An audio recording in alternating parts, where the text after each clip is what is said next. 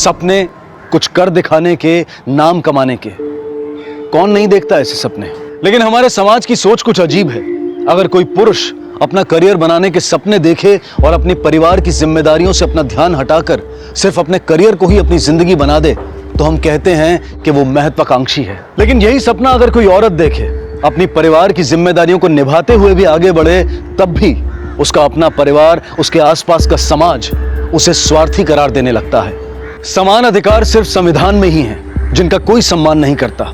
औरतों का दम घुटता रहता है, उनके खिलाफ जुर्म बढ़ते ही रहते हैं। Be selfish to dream. Interesting. क्या मतलब है इस बात का? इसका मतलब है कि कभी कभी इंसान को अपने सपनों को पूरा करने के लिए थोड़ा बहुत सेल्फिश होना पड़ता है। अगर आप ऐसा नहीं करते तो आप जिंदगी भर सैक्रिफाइस ही करते रह जाएंगे। अगर आपको अपनी फैमिली और ड्रीम्स के बीच में किसी एक को चूज करना पड़े, तो आप किसे चूज करेंगी? मैम, हमेशा औरत ही सैक्रिफाइस क्यों करे? अगर कल को मेरी शादी होगी तो मैं सिर्फ एक मदर या सिर्फ एक वाइफ तो नहीं होंगी। मेरी अपनी भी एक आइडेंटिटी है। Then how can I sacrifice my dream?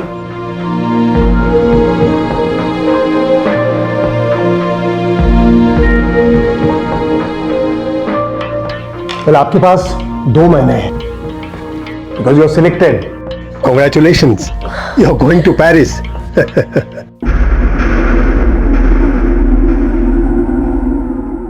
एक बेहद उत्साही लड़की के जीवन का दुखद अंत हो चुका था, जिसके सपने थे पेरिस जाने के।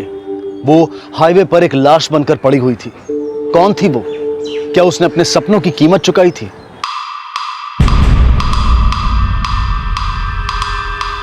पीछे हटिए, पीछे हटिए, पीछे हटिए, पीछे हटिए। ये देखो बट, लगता है हत्या गला घोट के की गई है। ये देखिए सर, टैटू समीर और रीमा।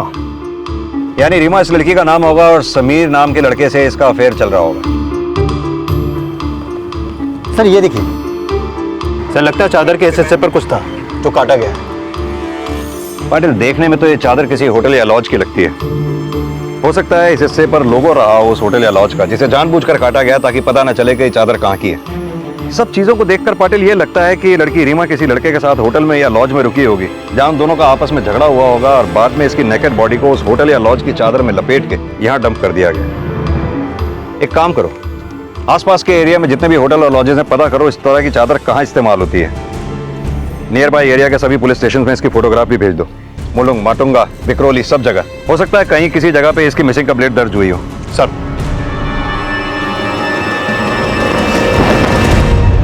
देख, तेरे लिए कितनी खूबसूरत चादर लाई हूँ। क्या मामा, तू बाजार से ये चादर लेकर आई? क्यों, पेरिस में चादर नहीं मिलती क्या? प्योर कॉटन ऐसी वाली कहाँ मिलेगी, इसलिए लाई हूँ। तुझे पसंद भी है। और ये देख, तेरे लिए क्या क्या लाई हूँ। अचार, पापड़, सब तेरी पसंद के। तो मम्मा लोग भी ना। Thank you. मतलब कहीं भी घर से पहले जाना हो तो भर भर के सामान लेके दो। बिल्कुल। मम्मियों का काम ही यही होता है।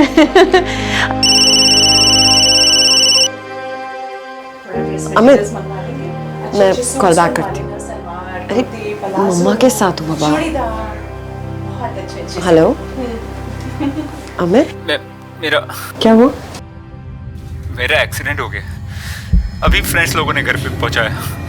Please please come. व्हाट? मैं बस अभी आ रही हूँ, अभी आ रही हूँ।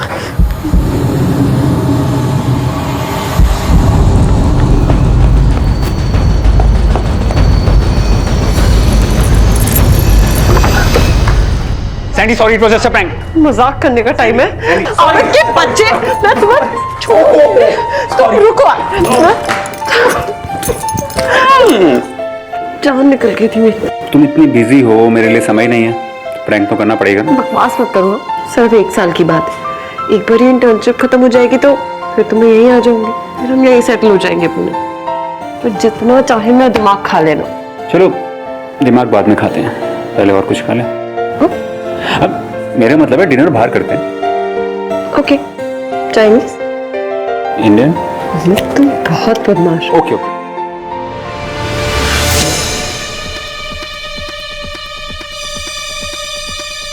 सर, मैंने आसपास के सभी थानों में पूछताछ की।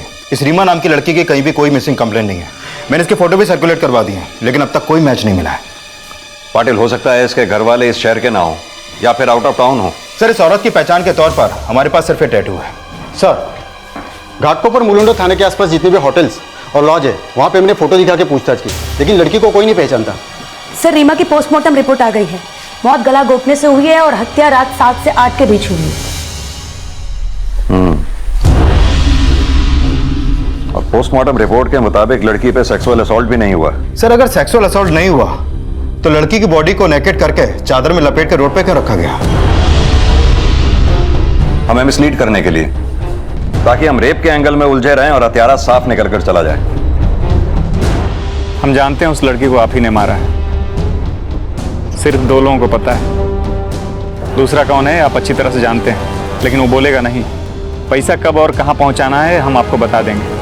अब तक ये साफ नहीं हो पाया था कि उस युवती का नाम क्या है, और ना ही उसे कोई पहचानने वाला मिला था। किसी ने उसके खिलाफ कोई गुमशुदगी की कंप्लेंट भी दर्ज नहीं की थी।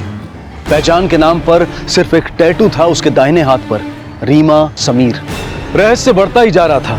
उसकी लाश एक चादर में लिपटी हुई मिली थी, जिस चादर का लोगो काट दिया गया था।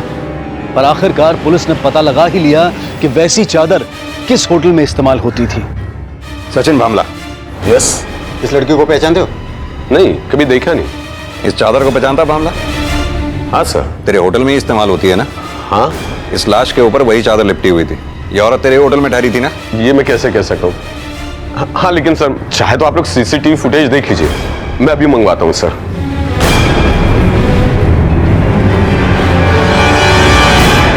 सर ये देखिए सर, टोटल 4 कैमरे लगे हैं, जिसमें तीसरे माले का कैमरा खराब है।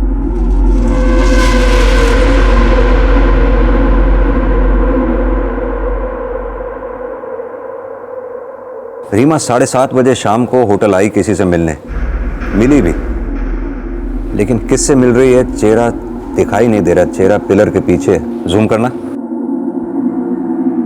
और जूम करो। पिलर के उस तरफ का सीसीटीवी फुटेज दिखाओ। सर उस साइड कैमरा नहीं है, इसलिए फुटेज नहीं है। सर, मैंने गेस्ट एंट्री रिकॉर्ड चेक किया, लेकिन समीर और मीरा नाम की गेस्ट की कोई एंट्री नहीं है। एंट्री क्यों नहीं है? हो सकता है रेस्टोरेंट में आई हो या किसी से मिलने आई हो सर। वो तो हमें भी दिख रहा है कि रीमा किसी से मिल रही है, लेकिन किससे मिल रही है उस आदमी का चेहरा नजर नहीं आ रहा, क्योंकि उसका चेहरा पिलर के पीछे है। पाटिल, फुटेज अपने कब्जे में लो। सर, एक काम करो, सुबह के न्यूज़पेपर में रीमा की फोटोग्राफ छपवा दो। शायद कोई हो जो रीमा को पहचानता हो। सर। रीमा की आईडी के नाम पे हमारे पास एक ही चीज है, रीमा के हाथ पे छपा रीमा और समीर नाम का टैटू। अरे अरे अरे गिराएंगे मुझे। मेरा वीजा लग गया, मेरी टिकट बुक हो गई, मैं चली आप देखना मम्मा, बस 3 साल में ना, 3 साल में मैं ऐसा नाम बनाऊंगी ना, मेरा अपना ब्रांड होगा। और आपके और मेरे नाम को मिला के ना, मैं एक अच्छा सा नाम सोचूंगी। मतलब सुसान कैसा रहेगा? Sue for you, San for me. Right. Sandhya, Sandhya, Sandhya, क्या हुआ बेटा? डॉक्टर, सब ठीक है ना? ताई, कहने में थोड़ा अजीब लग रहा है, लेकिन संध्या प्रेग्नेंट है। संध्या को पेरिस जाना है, लेकिन इस कंडीशन में पॉसिबल नहीं है। अब आप लोग डिसाइड कर लीजिए कि करना क्या है।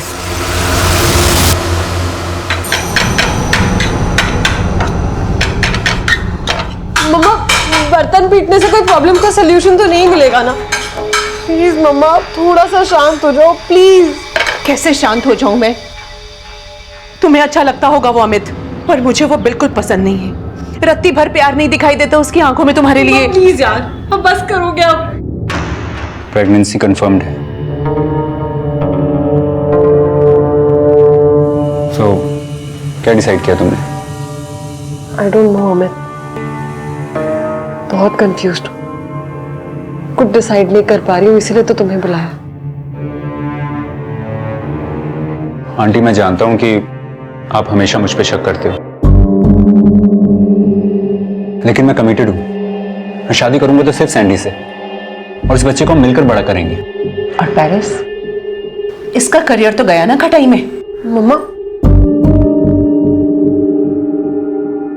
अमित, लाइफ में ऐसी अपॉर्चुनिटी दोबारा नहीं मिलेगी। सैंडी, लाइफ में क्या प्यार से ज्यादा इंपॉर्टेंट है? करियर और ड्रीम्स। आई विश मेरे पास इसका जवाब होता अमित। ठीक है, तुम टेंशन मत लो, ये हमारा बच्चा है, मेरी भी रिस्पॉन्सिबिलिटी है। आई प्रॉमिस, मैं बच्चे के लिए अपनी जॉब छोड़ दूंगा। बच्चे का बाप भी मैं और माँ भी मैं, और फिर तुम पेरिस में जाकर अपना करियर बना लेना, ठीक है? Come on Sandy, now smile.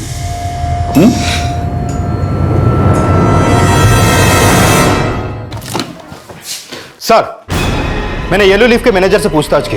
उसका कहना है कि उसके होटल के ग्राउंड फ्लोर पे जो रेस्टोरेंट है उसमें कई लोग आते जाते रहते हैं, तो पता करना मुश्किल है कि उस रात कौन था जो रीमा से मिलने आया था। सर,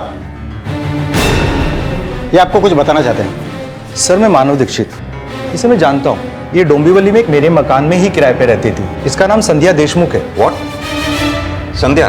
हाँ सर, संध्या थाने में एक एक्सपोर्ट हाउस में काम करती थी। इसका परमानेंट एड्रेस पुणे का था। इसका डिवोर्स भी हो चुका है। इसकी एक बेटी भी है। ये 2 साल से मेरे मकान में किराए पे रह रही है, और कुछ दिन पहले इसकी माँ भी आई थी इसके साथ में रहने के लिए। ठीक है, अपने घर का एड्रेस जहाँ ये संध्या रहा करती थी वो लिखवा दो इन्हें। ठीक है सर।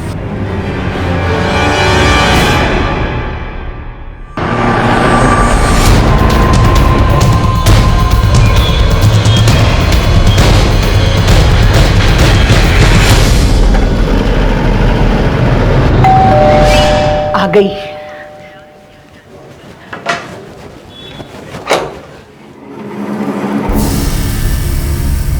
नानी, नानी, पुलिस अंकल क्यों आए? मम्मा क्यों नहीं आई?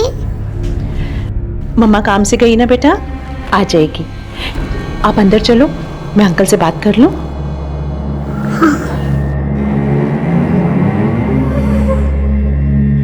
संध्या आपकी बेटी है? हाँ। आपकी बेटी संध्या का मर्डर हो गया है।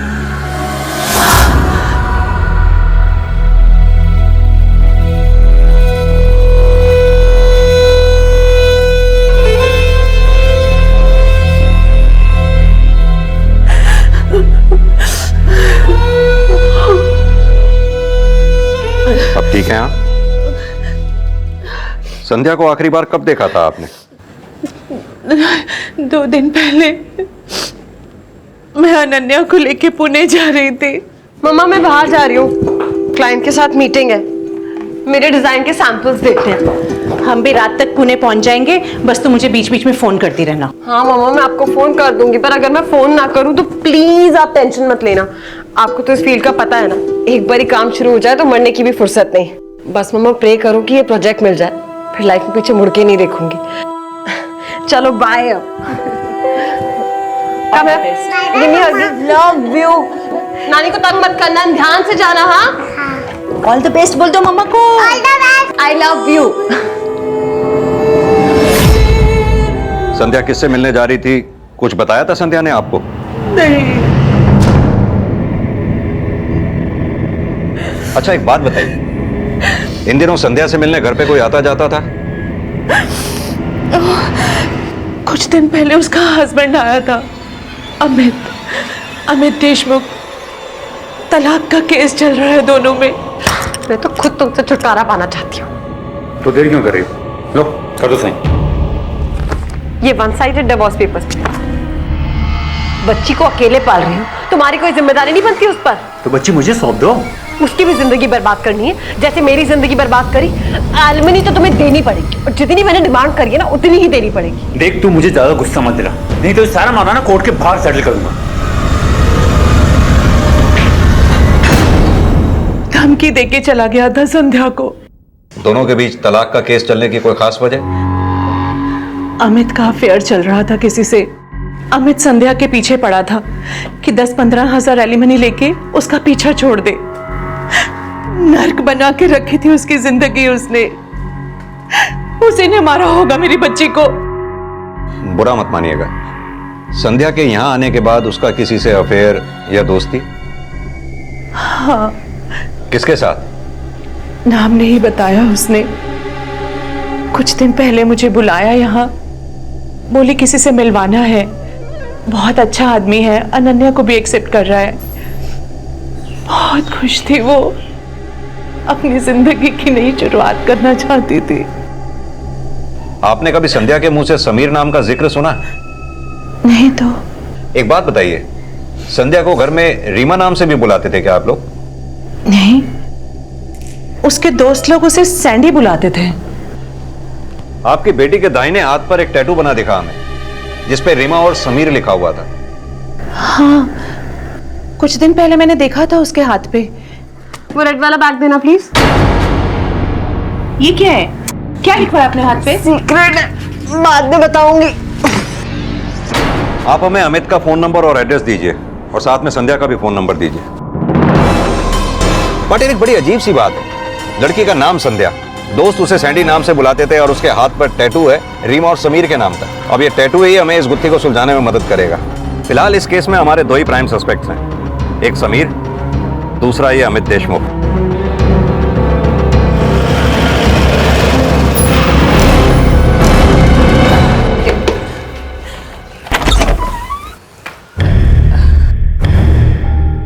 सर ये लीना है, हम लिव इन रिलेशनशिप में हैं। I am really sorry to hear about Sandy's death, लेकिन ऐसी औरत का ऐसा एंड हो सकता है।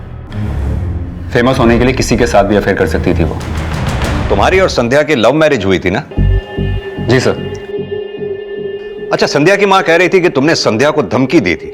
धमकी नहीं सर, सिर्फ गुस्से में बात की थी। देखिए सर, मैं डिवोर्स चाहता था, अब मैं लीना के साथ सेटल होना चाहता हूँ। सर उसको 1 लाख रुपए एलिमनी चाहिए थी, मेरी तनख्वाह सिर्फ 1.25 लाख है। अगर मैं उसको 1 लाख दूंगा तो मैं क्या खाऊंगा? कहीं आप मुझ पे तो शक नहीं कर रहे? संध्या के हाथ पे रीमा और समीर के नाम का एक टैटू था, क्या जानते हो इस बारे में? नहीं सर, ये तो मैं पहली बार देख रहा हूं। डिजाइनर थी, पड़ गई होगी किसी के प्यार में, करा लिया होगा किसी के नाम का टैटू। पता नहीं कितने लोगों के साथ अफेयर था उसका।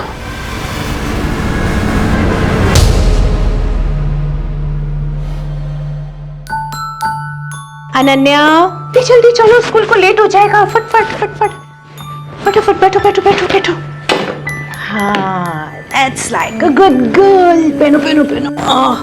नानी। हाँ बेटा। मम्मी हाइड एंड सीक खेल रही है ना? हाँ बेटा, पेरिस गई है ना मम्मा, जल्दी लौटेगी। वो चाहती थी कि मैं स्ट्रांग बनूं और अपने काम खुद करूं। नानी आप छोड़ो, मैं खुद कर लूंगी। नानी, अगर मैं अपने काम खुद करूंगी तो वो मुझसे मिलने आएंगी ना? हाँ, आएगी।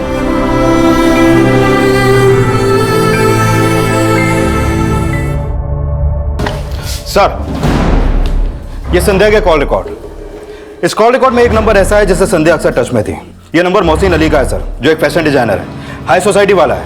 पिछले 6 महीने से ये दोनों मिल रहे थे सर। बुलाओ इस मोहसिन अली को। सर।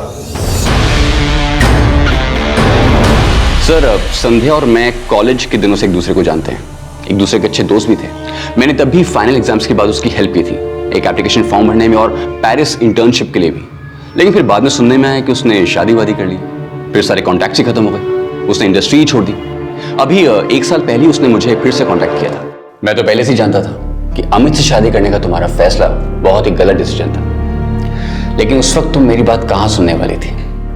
छोड़ो ना मोहसिन, मैं अपना पास्ट तो बदल नहीं सकती, पर तो ऑल टाइम से क्या तुम मेरी हेल्प करोगे?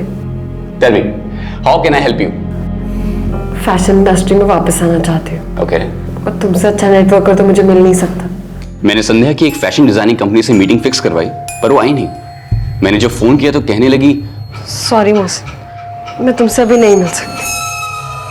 वो क्या है, अमित मेरे खिलाफ सबूत ढूंढ रहा है, मुझे कैरेक्टरलेस साबित करके वो अपनी एलिमनी के पैसे बचाना चाहता है। और ऐसे में अगर मैं तुमसे मिली तो मैं नहीं चाहती कि वो तुम्हारे और मेरे मिलने पर फिर से कोई नई कहानी गढ़कर उसे कोर्ट में पेश कर दे। अपनी पत्नी की जासूसी कर रहा था? जी सर। मोहसिन, हमें संध्या के हाथ पर ये एक टैटू दिखा जिसमें समीर और रीमा लिखा हुआ था, क्या जानते हो तुम इस बारे में? मैं क्या कह सकता हूँ sir, I have no idea. बस खले सर, मार क्यों रहे सर? क्या तरीका है सर ये? यही तरीका है हमारा। अब तू बैठ के आराम से बताएगा या हम अपने तरीके से पूछें? सर, मैं बताता हूँ सर। बता। सर, मैं जानता था कि संध्या के अलग अलग लोगों के साथ अफेयर्स रहते हैं, मुझे बस सबूत चाहिए था। और इसीलिए तू येलो लीफ होटल में गया था। Yellow leaf? ये कहाँ है सर? तू उल्टे हाथ का खाएगा या सीधे हाथ का? सर ट्रस्ट नहीं, मुझे तो पता भी नहीं इस नाम का कोई होटल भी है। सर एक मिनट सर, ये अमित के कॉल रिकॉर्ड। मर्डर वाली रात इसकी फोन की लोकेशन येलो लीफ होटल की नहीं थी। एक बात बता, किस पे शक है तेरा? तेरी बीवी का किसके साथ अफेयर था? एक हो तो बताऊं सर, हो सकता है संजीव त्रिपाठी हो, जिसकी कंपनी में वो काम करती थी, या फिर वो उसके कॉलेज का यार मोहसिन अली, पुराना आशिक है। इस अमित को जाने दो, इसे हम ज्यादा देर तक डिटेन करके नहीं रख सकते, लेकिन इस पे नजर रखना। इस केस में प्राइम सस्पेक्ट कभी भी हमारा यही है। और हाँ, संजीव त्रिपाठी और मोहसिन अली दोनों के कॉल रिकॉर्ड्स निकलवाओ, पता करो उस रात ये येलो लीफ होटल में थे या नहीं। सर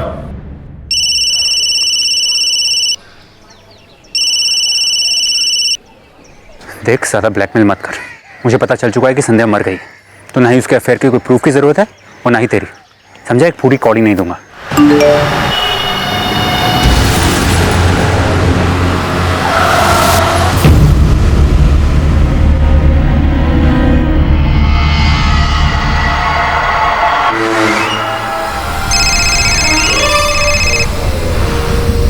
हेलो, तू साले अपनी बीवी को फंसाने के लिए प्रूफ ढूंढ रहा था ना?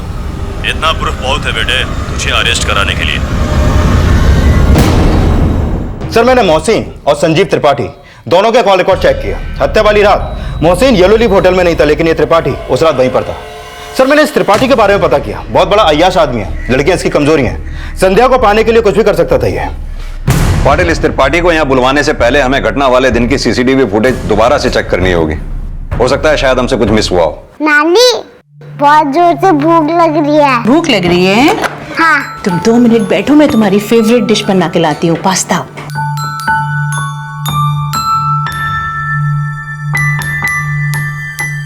ये यमी पास्ता कौन खाएगा? Ananya, come on, open your mouth.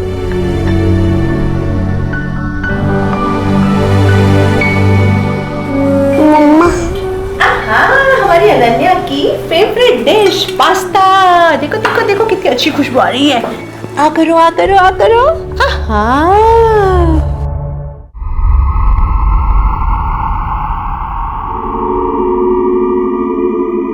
ये त्रिपाठी है ना? हाँ सर। टाइम क्या लिखा है? 7 बजे। 7 बजे ये होटल में घुसा है। फॉरवर्ड करो। बाहर आ रहा है, यानी त्रिपाठी 7 बजे होटल में घुसा, 9 बजे बाहर आया। पक्का सबूत है अब हमारे पास। जिस रात संध्या का मर्डर हुआ उस रात ये त्रिपाठी भी होटल में ही मौजूद था।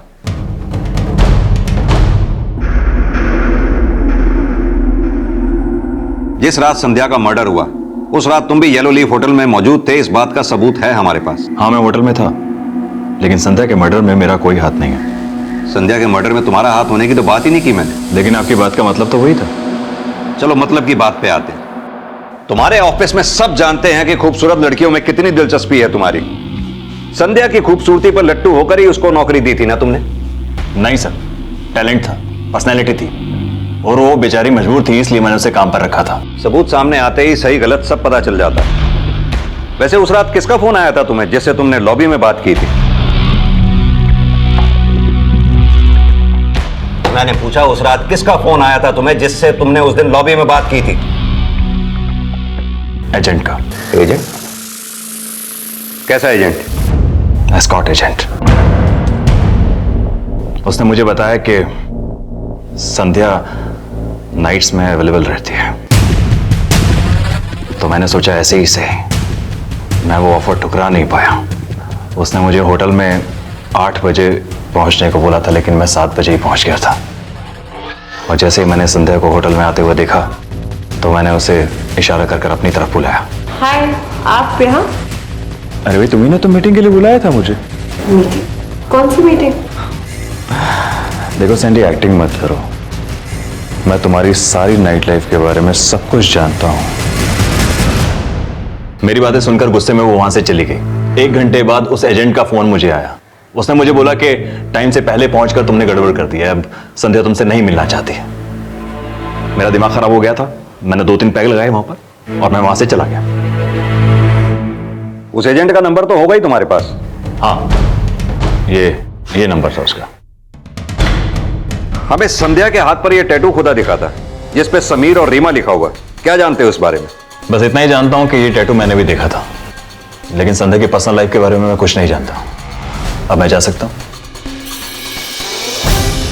पाटिल, कहीं ऐसा तो नहीं संध्या ने जीने के लिए प्रोस्टिट्यूशन का रास्ता अपना लिया हो सकता है सर।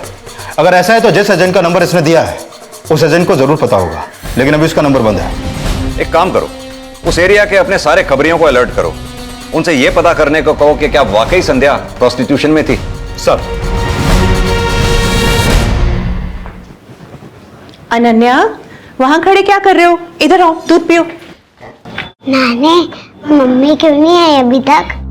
वो मम्मी, मैं मम्मी के लिए लेटर लिखूंगी तो वो आ जाएंगी।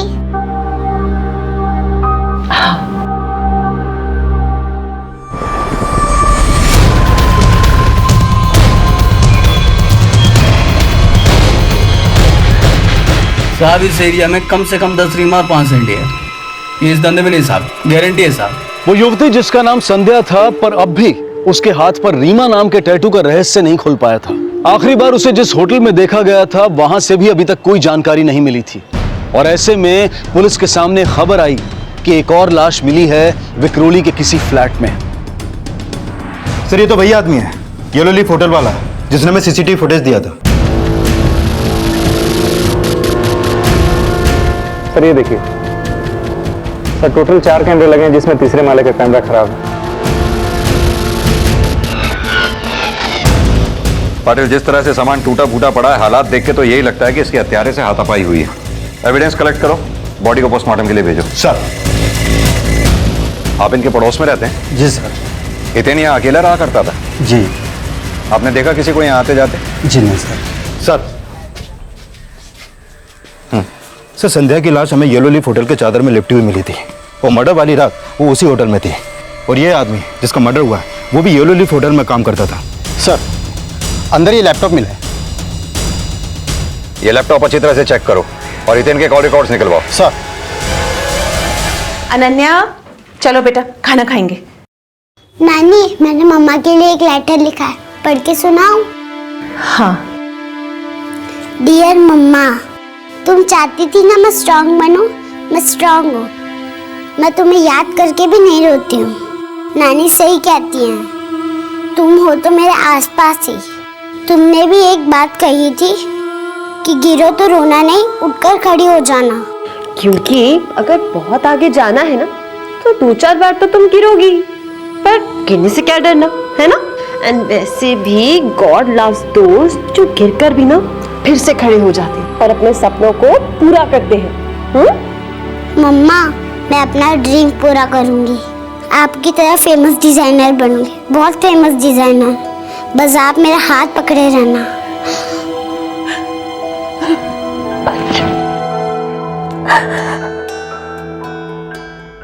सर, हितेन के लैपटॉप में कुछ मिला है, ये देखिए।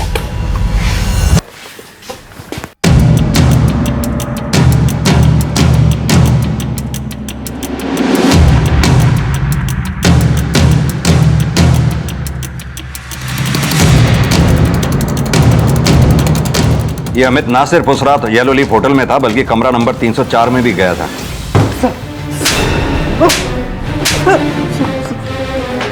उस रात तो येलो लीफ होटल गया था ना?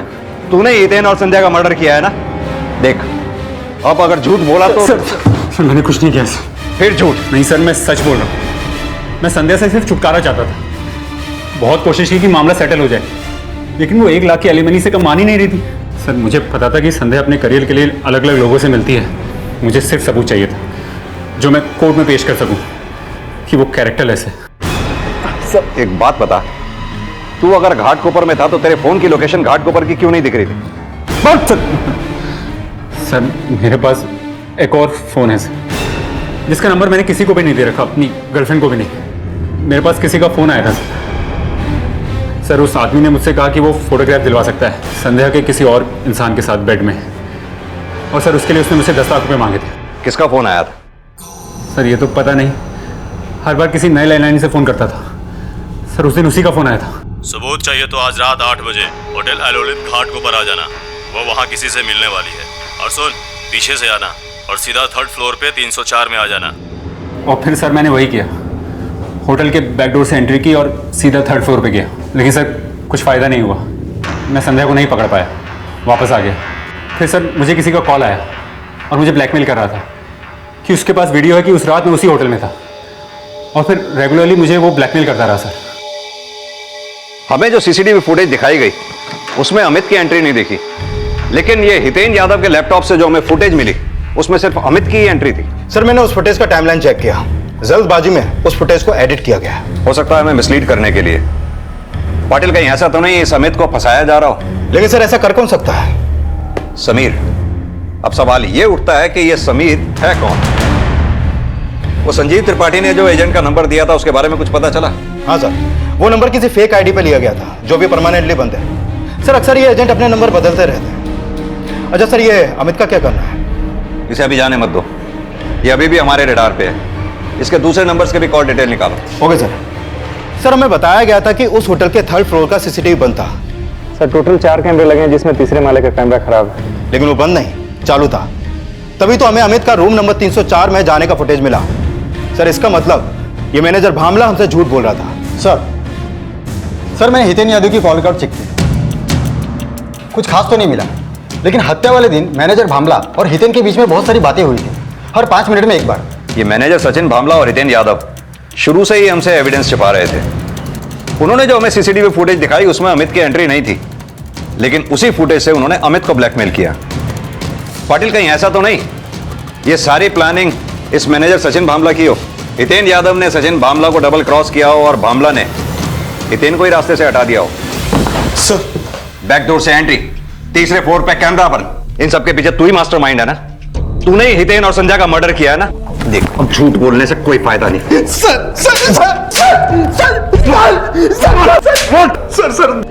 हम लोग कस्टमर, लड़कियां और उनके दलालों को बैकडोर से एंट्री देते थे, और जो कस्टमर सिर्फ 2-3 घंटे के लिए आते थे सर, हम लोग उनके एंट्री रजिस्टर में नहीं करते थे। सर 3rd फ्लोर उसी के लिए रखा हुआ था। हितेन भी इसमें मेरे साथ शामिल था। हम दोनों अच्छा खासा कमा लेते थे सर। उस रात 7:30 बजे संध्या रूम नंबर 304 में गई थी। उस वक्त उसके साथ कोई नहीं था सर।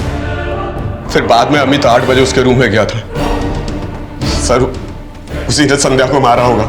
उन दोनों के पास कमरा नंबर 304 की चाबी आई कहां से? एक बात तो तय है, उस कमरे में पहले से ही कोई मौजूद था। देख भामला, साफ साफ बता दे किसने संध्या का मर्डर किया और लाश किसने ठिकाने लगाई? नहीं पता सर, हो सकता है कि हितेन ने कोई अलग से डील की होगी। 3rd फ्लोर की सारी फुटेज हितेन अलग फोल्डर में रखता था सर। ये मैनेजर सचिन अभी भी हमें सच नहीं बता रहा है। कोई तो था उस कमरा नंबर 304 में। ये अमित भी तो उस कमरे में गया था और फिर वापस आ गया। हो सकता है इस अमित के हाथों ही संध्या का मर्डर हुआ हो और इसी ने संध्या की लाश को सड़क पर फेंक दिया हो। सर हितेन की पोस्टमार्टम रिपोर्ट, हत्या करीब रात को 11 बजे गला घोट के की गई। पाटिल कहीं ऐसा तो नहीं ये संध्या और हितेन दोनों का हत्यारा एक ही हो? अमित की कॉल डिटेल से कुछ पता चला? हाँ सर, मर्डर लोकेशन से उसके दोनों फोन की लोकेशन मैच नहीं करती है, और जिस रात हितेन का मर्डर हुआ उस रात अमित अपनी गर्लफ्रेंड के साथ ही था। सर हो सकता है इस मर्डर में उसकी गर्लफ्रेंड भी शामिल हो।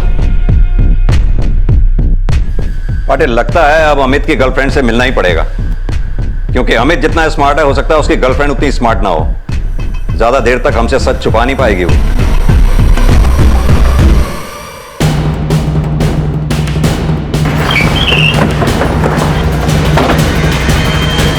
नो सर, जिस रात के लिए आप लोग कह रहे किसी का मर्डर हुआ था उस रात तो अमित मेरे साथ था। वो एक्चुअली मेरा और अमित का उस रात झगड़ा हुआ था। पहले कहते थे डिवोर्स होने तक वेट करो, अब तो वो मर भी गई है, अब क्या प्रॉब्लम है तुम्हें? यार तुम समझती क्यों नहीं? मर्डर हुआ है, जरा सी भी जल्दबाजी। एक और नया बहाना। पता है मुझे तो लगता है तुमने भी ना संध्या के साथ वैसे ही चीट किया होगा। Just shut up यार। You shut up। मैंने ऐसे चली जाती हूँ। मैंने तो कभी सपने में भी नहीं सोचा था कि वो इंसान मेरे साथ ऐसा करेगा। संध्या के नए नए बॉयफ्रेंड्स का रोना रोककर उसने मुझे अपने चक्कर में फंसा लिया। एक बात बताओ, तुम किसी रीमा और समीर को जानती हो? रीमा और समीर?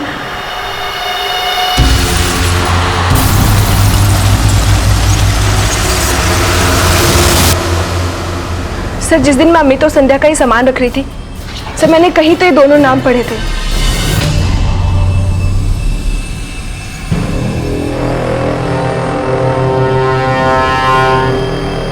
पाटिल,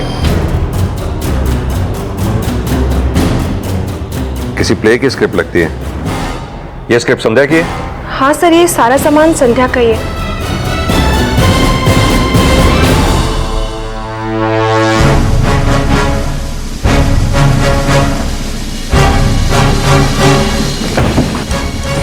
मोहसिन, ब्लॉगर, फैशन की दुनिया का मसीहा, तेरा सारा कच्चा चिट्ठा, सारा बायोडेटा, सारी कुंडली है हमारे पास। अब तू ये बता कि हम शुरू कहां से करें? तेरे कॉल रिकॉर्ड से या फिर उन पीसीओ से जहां से तू अमित को फोन किया करता था? सारे पीसीओ वाले पहचानते हैं तुझे। या फिर उस नाटक से जो तूने कॉलेज में कभी खेला था, जिस नाटक की हीरोइन थी संध्या उर्फ रीमा, और तू उस नाटक का हीरो समीर। अब तू खुद बताएगा या हम अपने तरीके से उगलवाएं? मैं मानता हूं सर, मैंने कभी संध्या से प्यार किया था, लेकिन वो पुरानी बात हो गई। उसने उस वक्त मुझे नहीं अमित को चुना था, किस्सा खत्म। लेकिन वो फिर लौट आई मेरी जिंदगी में, और अभी 1 महीना पहले अपने हाथ में टैटू भी करवा लिया। ये क्या है? समीर रीमा मतलब? मोहसिन, हमारे कॉलेज प्ले के फेवरेट और most romantic couple Sameer and Reema. Play का नाम क्या था? Finally Reema meet Sameer. Exactly, finally Reema meet Sameer. तो मैंने सोचा क्यों ना हमारे रिलेशनशिप की तरह कैरेक्टर्स भी परमानेंट कर दूं। उसे लगने लगा था नाटक का वो रोमांटिक पेयर, यानी कि मैं और वो सिर्फ एक दूसरे के लिए बने हैं। वो सच्चाई भूल गई थी कि जिंदगी कितनी आगे बढ़ चुकी है। अरे एक बच्ची है उसकी। तूने संध्या को झांसे में रखा होगा, तभी तो संध्या की उम्मीद जगी होगी ना। खूबसूरत थी वो। मैंने भी सोचा अगर एक रिश्ता यूं ही चलता रहेगा अलग तो ठीक है।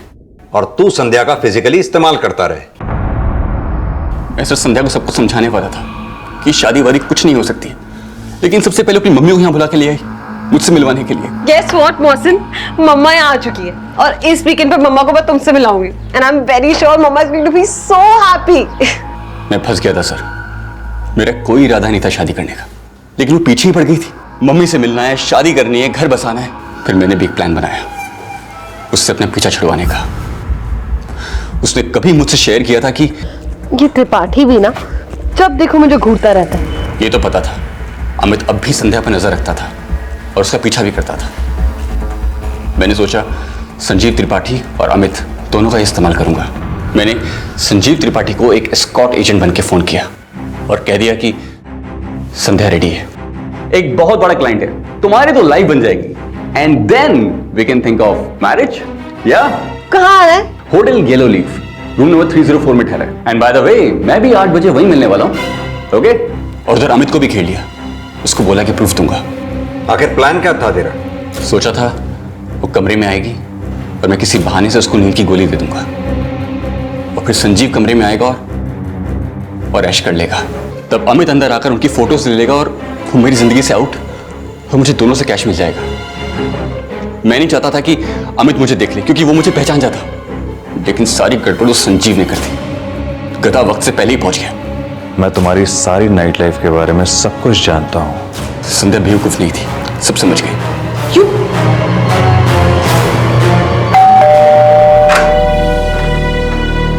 हे, कम इन, आओ ना।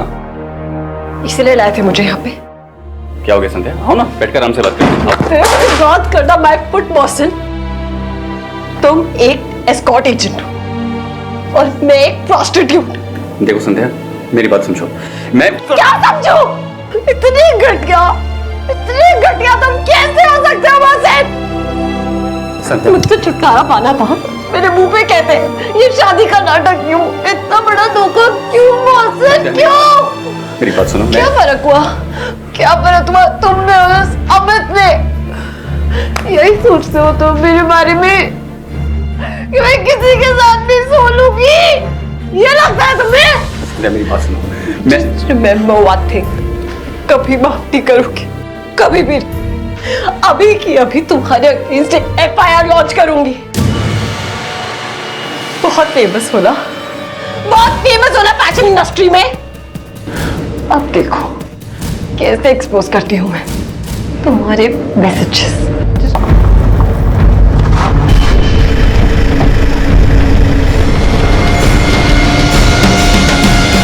पर मेरा नसीब ही खराब था। हितेन यादव ने CCTV में सब कुछ कैप्चर कर लिया और उसके बाद हितेन ने मुझे ब्लैकमेल करना शुरू कर दिया। फिर मैं एक दिन हितेन के घर गया। आइए आइए, हमको मालूम था आप जरूर आएंगे।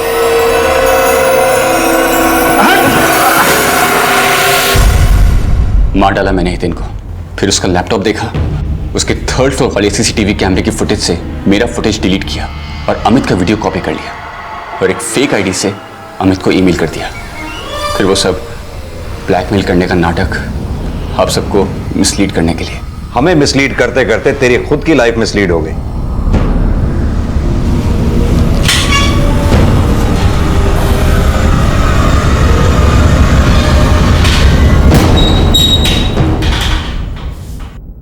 नानी, आप रो रहे हो ना? आप तो मम्मी के भी मम्मी हो ना? आपको तो और भी स्ट्रांग होना चाहिए। रो मत नानी। नहीं रोऊंगी बेटा, स्ट्रांग बनूंगी मैं, बहुत स्ट्रांग।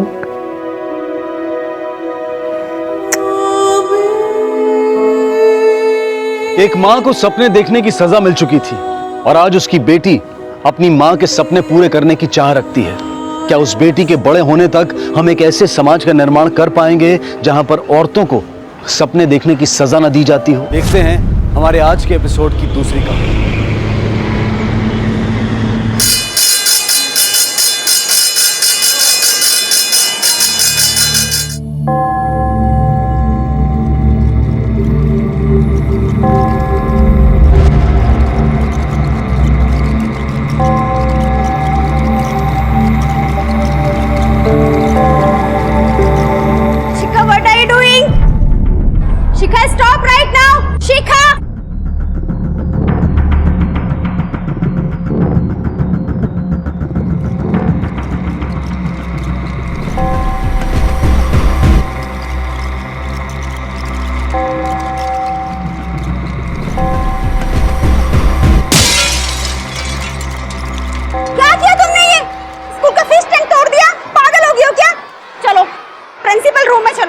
मुश्किल से मैं 10 फीट दूर खड़ी हुई थी। 5 बार मैंने उसको रोका भी कि मत करो। और मैम ऐसा नहीं है कि उसने मुझे सुना नहीं है, उसने मेरी बात सुनी, मेरी तरफ देखा भी और उसके बावजूद ये सब। शिखा क्या है ये सब? हाँ, इतनी बदमाशियां करता है कोई? ये सिखाया मैंने तुझे?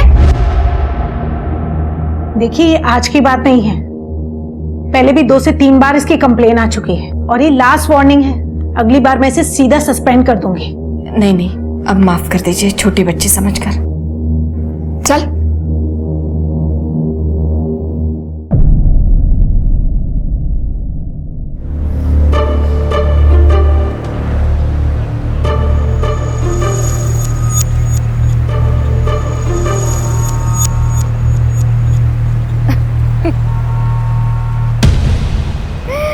गुड गर्ल, ये ले तेरा चॉकलेट। नानी, मैं ठीक से तो लाती थी ना? हाँ।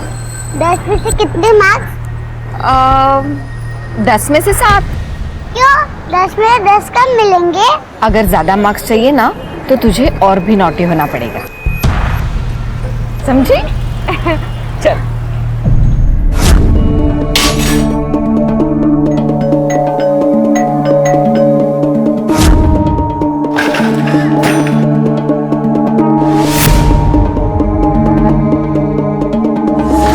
कोई मेंटल प्रॉब्लम है इसे? क्या हुआ? मेरा बेटा जानता तक नहीं है इसे। सर फोड़ दिया उसका। इसके माँ बाप का नंबर दीजिए आप मुझे। छोटी बच्ची है, अब क्या करूं मैं? ए लड़की, अगर तू मेरे बेटे के आसपास भी नजर आई ना तो सीधा पुलिस में शिकायत करूंगा, छोड़ूंगा नहीं मैं।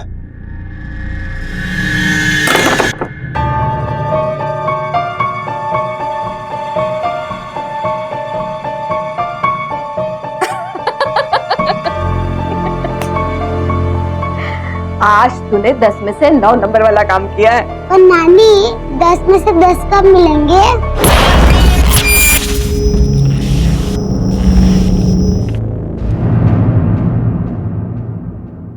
शिखा,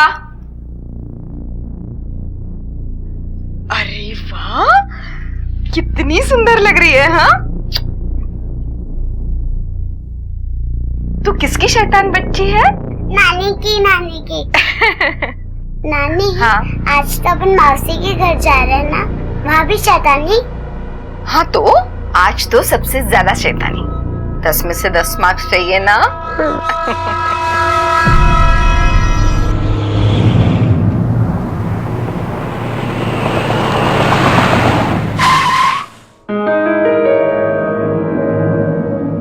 अरे माँ, लेट हो गया, अंदर नहीं आओगी? नहीं, मैं जा रही हूँ। पार्टी खत्म होने के बाद मुझे फोन कर देना। अरे माँ, यहाँ तक आके बाहर ही रुकोगी? मैं बाहर क्यों रुकूंगी? मैं मिसेस जैन के पास जा रही हूँ। अरे क्या माँ, आप भी वही बातें लेके बैठी है? लोग क्या सोचेंगे कि बगल में बेटी का घर होके अब पड़ोसी के घर में बैठोगी? माँ, आज राघव का बर्थडे है, उसे भी तो नानी को मिलना है। इसके बारे में पहले सोचना चाहिए था। मेरी इज्जत कहाँ है कहाँ नहीं अच्छी तरह समझती हूँ मैं। चलो भैया। अरे माँ,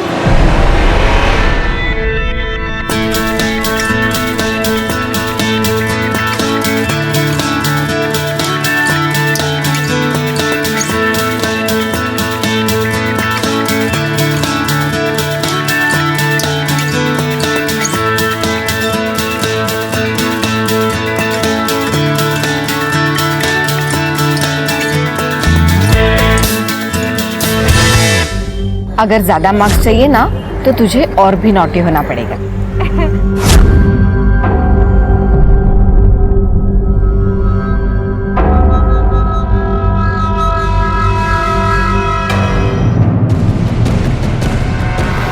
मामा, पापा, जल्दी आओ! देखो शिखा ने क्या कर दिया! मेरा पूरा केक बिगाड़ दिया! क्या हुआ राघव? शिखा, क्या किया तूने ये? शिखा, अरे सब खराब कर दिया इसने। मेरी मती मारी गई थी, जो बुलाए इसको। बच्ची है वो धृति, अगर तुम ख्याल रखती तो ये सब नहीं होता। मुझे जिम्मेदारी सिखा रही हो आप? मुझे? पहले इसे तमीज सिखाओ। इसकी माँ ने इसे तेरे सर मड़कर वहाँ मिरट में मजे कर रही है, और इसका वो नाकारा निठल्ला बाप चाट रहा होगा बीवी के तलवे। बहुत हुआ धृति, क्षितिजा और रणधीर पर उंगली उठाने से पहले आईना देखा होता। इतना मर मर के तुम दोनों को बड़ा किया, बदले में क्या मिला मुझे? हाँ, जब माँ को संभालने की बारी आई तब चलती बनी ना तू। अगर क्षितिजा और रणधीर नहीं होते तो पता नहीं मेरा क्या होता। क्यों नहीं रखेंगे? मुफ्त के बच्चे को संभालने वाली नौकरानी जो मिल गई। चल शिखा। नमस्कार, आदाब। क्राइम पेट्रोल डायल 100 में आप सबका स्वागत है। अक्सर बच्चे बड़ों का ध्यान अपनी ओर आकर्षित करने के लिए शरारत करते हैं, लेकिन हैरानी तब होती है जब कोई बड़ा बच्चों को शैतानी करने के लिए प्रोत्साहित करे। पर इसके साथ जो जोखिम जुड़े हुए थे, क्या वो उनसे अवगत थी? शिखा, शिखा, तुमने शिखा को देखा क्या? मीना, मीना, तुमने शिखा को देखा क्या? नहीं, क्या हुआ गरिमा जी? शिखा मिल नहीं रही है। मिल नहीं रही? कहाँ चली गई? कहीं खो गई। भगवान। शिखा, वक्त क्या हो रहा था उसने? दोपहर के 2-2:30 बज रहे होंगे। 2:30? और अब रिपोर्ट लिखवाने अभी आ रहा है? सर, एक्चुअली इनकी गलती नहीं है। मैंने ही मना किया था। मुझे लगा हम दोनों साथ में पुलिस स्टेशन आएंगे। जैसे ही मैं मेरठ से वापस आया, हम आपके पास आ गए। घर में कुछ प्रॉब्लम थी? बच्चे किसी चीज से परेशान हो? वो चाहती थी कि उसके माँ बाप लौट आए। मैंने इन्हें फोन करके कई बार आने को भी कहा था। क्षितिजा, मैं समझ रही हूँ तेरी बात, लेकिन करे तो क्या करे बता? मैंने पहले भी तुम दोनों से कहा था ना कि बच्ची को अपने से दूर मत करो। हाँ माँ, मैं समझती हूँ, लेकिन आप भी समझो ना, मेरी नौकरी है यार, मुझे छुट्टी नहीं मिल सकती माँ। जब से तुम्हें मेरठ में नौकरी मिली है तब से तुम अपनी बेटी को भूल गई हो। माँ, आप जरा संभाल लो वहाँ पे। मैं आपको बाद में फोन करती हूँ। हाँ, मैं करती हूँ। और आपको ये सब पता था कि बच्चे के साथ ये सब हो रहा है? मम्मी जी ने हमें बताया था, लेकिन हमने ये बात कभी सीरियसली ली नहीं। सीरियस लेते तो शायद ये सब नहीं होता। वैसे शिखा की माँ कहाँ है? उसके ऑफिस में कुछ काम था, वो रास्ते में है। ठीक है, आप लोग जा सकते हैं। सर ये रहा बच्ची का फोटो। सर कहीं ऐसा तो नहीं कि बच्ची माँ बाप का अटेंशन पाने के लिए घर से निकली हो और फिर कहीं दूर जाकर रास्ता भटक गई हो? नीरज, ये भी हो सकता है कि ये बच्ची किसी गलत हाथों में पड़ गई। इससे पहले कि ये बच्ची ज्यादा दूर जाए, मैं जल्द से जल्द एक्शन लेना होगा। हो सकता है कि बच्ची ने मेरठ की तरफ जाने की सोची हो। एक काम करो, मेरठ की तरफ जाने वाली जितनी भी बसें, ट्रेन वगैरह है, सबको स्कैन करो। स्पेशली ये जो टोल नाकों का सीसीटीवी फुटेज होता है वो चेक करो। और एक काम करो, ये फोटो मेरठ के थानों में और रेलवे पुलिस फोर्स में भिजवा दो। ओके।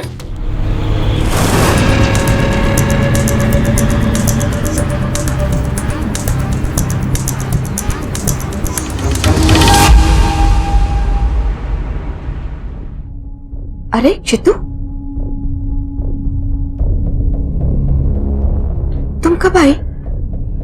मैं मंदिर गई थी। शिखा के जल्दी लौटने के लिए हमने प्रार्थना की। ये ले। बस कर माँ, बस कर ये तेरा नाटक। मेरी बच्ची को तो संभाल नहीं पाई और ये भी मेरी शिखा वापस आने वाली है। वापस आ जाएगी मेरी बच्ची। क्या बोल रही हो तुम? तू जानती है क्या हुआ है? जानती है तू? मेरी 7 साल की बच्ची गायब है। पता नहीं किस हाल में क्या कर रही है और ये सब तेरी वजह से हुआ है। तेरी वजह से माँ। बस। माँ को बुरा भला कहने से क्या मिल जाएगा? इनकी गलती थोड़ी है, गलती हमारी थी। हमने इनकी बात सीरियसली नहीं ली। हमें थोड़ी पता था कि ऐसा कुछ हो जाएगा। भाग गई होगी सर कहीं। बड़ी शैतान बच्ची है, आए दिन कुछ न कुछ उल्टा सीधा। उस दिन तो उसने बगल वाले बच्चे का सिर ही फोड़ दिया। घर में कुछ प्रॉब्लम थी उनके? सर ज्यादा तो कुछ मुझे मालूम नहीं, पर इनके आपस में या पड़ोसियों से किसी से कुछ जमती नहीं थी। उनकी बड़ी बेटी कहीं दूर रहती थी, माँ बेटी के साथ शायद रिश्ता अच्छा नहीं था। सर मैं उसकी क्लास टीचर हूँ। कुछ टाइम से काफी अग्रेसिव हो गई थी वो।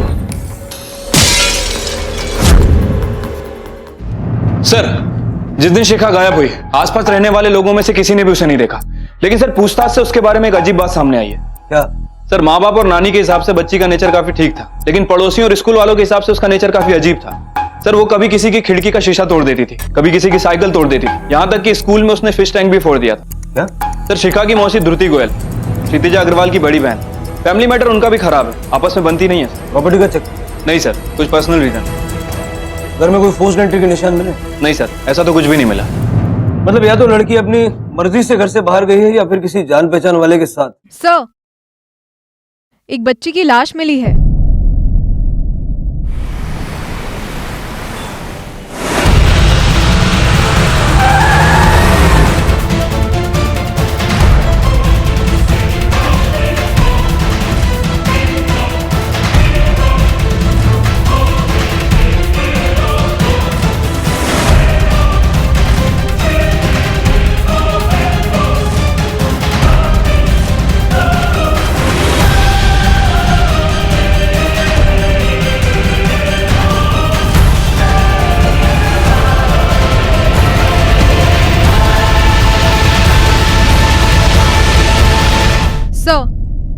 शिखा अग्रवाल की पोस्टमार्टम रिपोर्ट।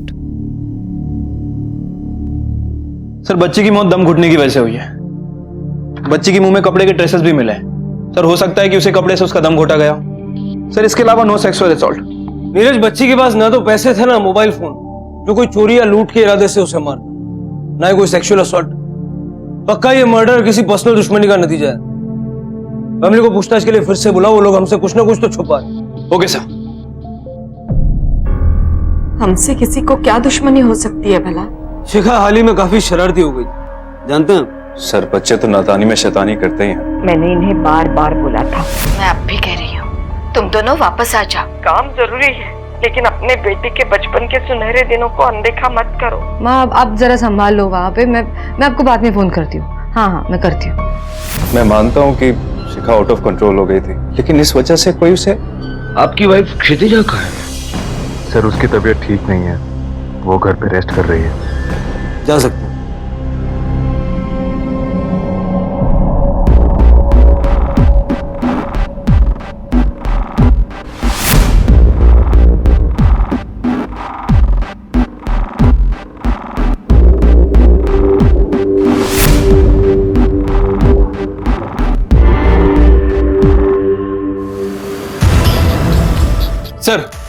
पूछताछ से ऐसे 3 लोगों के नाम सामने आए हैं जिसके पास शिखा को मारने का स्ट्रांग मोटिव हो सकता है। सर, ध्रुति, शिखा की मासी, जिससे गरिमा की शिखा की वजह से झगड़ा हुआ था। ध्रुति का पति शेखर। शिखा, अगर तुम मेरे बेटे के आसपास भी नजर आई ना तो सीधा पुलिस में शिकायत करूंगा, छोड़ूंगा नहीं मैं। लेकिन सर, एक बर्थडे पार्टी खराब होने पर हम लोग थोड़ी ना किसी की जान ले लेंगे, वो भी एक बच्चे की। सर, भांजी है वो मेरी। हम उस बर्थडे पार्टी की बात नहीं कर रहे, हम उस तमाशे की बात कर रहे हैं जो पार्टी के बाद हुई। आए हुए सारे दोस्तों और मेहमानों के सामने तुम्हारी माँ ने तुम्हें चाटा मारा। माँ! मुझे मेरे माँ ने चाटा मारा था, किसी अजनबी ने नहीं। वैसे भी माँ के हाथों बेइज्जत होने की अब आदत हो चुकी है, यही तो करती आई है वो, शादी से लेके अब तक। सर, मैं पागल नहीं हूँ सर, और ना ही मर्डरर जो एक छोटी बच्ची का जान लेगा। उस लड़की ने मेरे बेटे की जिंदगी बर्बाद कर दी सर। बेसिक ABCD बोलना भूल गया है वो सर, जो कल तक कहानियां लिखा करता था, मोटी मोटी किताबें पढ़ा करता था सर। और जब मुझे ये पता चला कि सब नतीजा उस सर पर लगी हुई चोट की वजह से है, मैं गया था, चाहता था कि उनका घर जला दूं सर। कहां है वो? निकालो उसे बाहर, मेरे बेटे की जिंदगी खराब करके रख दी। शिखा लापता है, पता नहीं कहाँ चली गई।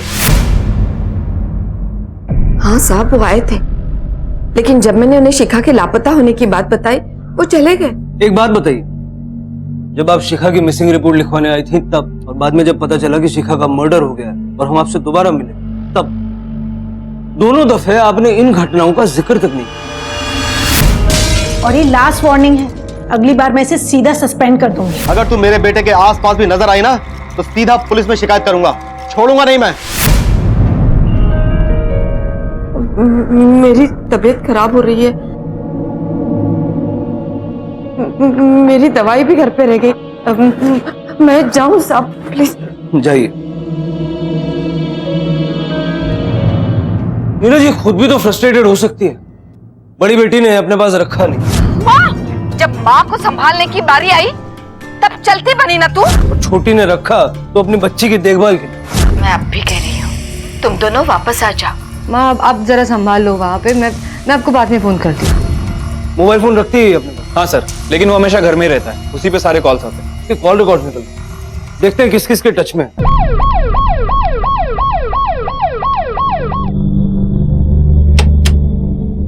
जी,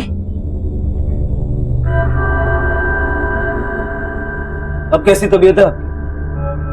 चलिए वहीं से शुरू करते हैं जहां पिछली बार छोड़ दिया। क्या आपको कभी लगा नहीं कि ध्रुति, शेखर या विजेंद्र या इन जैसा कोई कभी शिखा को नुकसान पहुंचा सकता है? कभी कहा नहीं आपने इस बारे में? क्या हुआ, ये सवाल सुनते ही आपको टेंशन आने लग गया, या फिर से तबीयत खराब हो रही? हाँ, सब मेरी गलती है, मेरी वजह से शिखा गायब हुई है। हाँ? ये क्या बोल रही है तू? एक मिनट, बोलिए।